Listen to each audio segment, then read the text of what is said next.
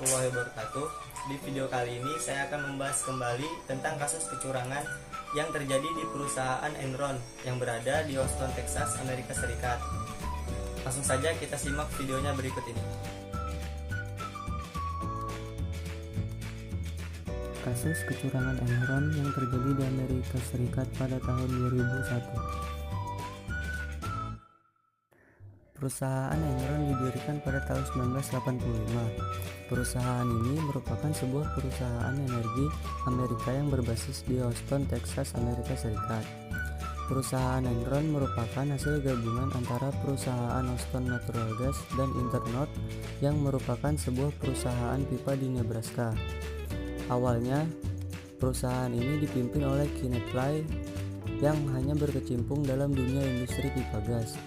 Seiring berjalannya waktu, hingga akhirnya pada tahun 1992, perusahaan tersebut menjadi penjual gas alam terbesar di Amerika hingga melakukan kontrak penjualan dengan laba sebelum pajak sekitar 122 juta dolar lebih.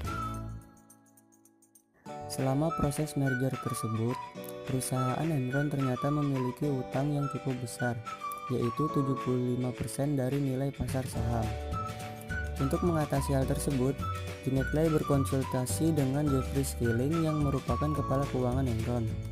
Kemudian, Enron memiliki ide inovatif dengan memediasi antara pembeli, penjual, dan investor dengan menjadikan gas sebagai objek jual.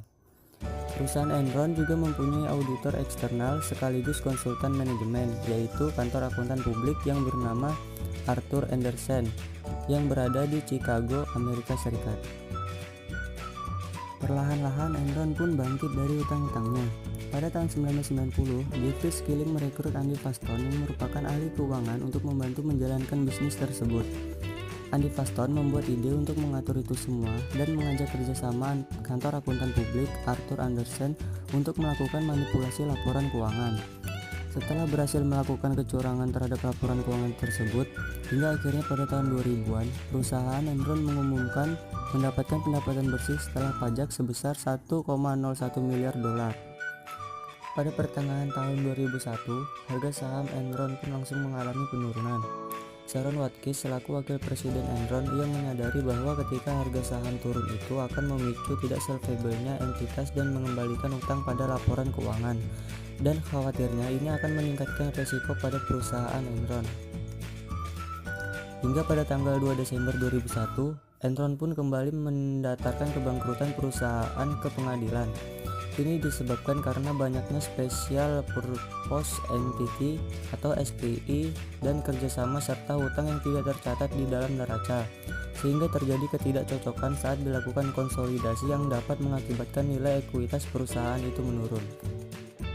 Tidak lama setelah itu, perusahaan Enron dan KAP Arthur Andersen dituduh melakukan kriminal dalam bentuk menghancurkan dokumen yang berkaitan dengan investigasi. Setelah melakukan beberapa proses pada tanggal 15 Juni 2002, Johnny Federal de Houston ini menyatakan bahwa KAP Arthur Andersen ini tidak bersalah sehingga dicabutnya izin kantor akuntan publik ini oleh Otoritas Jasa Keuangan Amerika Serikat.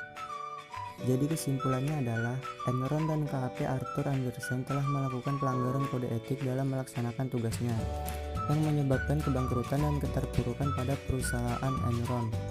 Keduanya telah bekerja sama dalam memanipulasi laporan keuangan sehingga merugikan berbagai pihak, baik pihak eksternal seperti para pemegang saham dan pihak internal yang berasal dari dalam perusahaan Enron.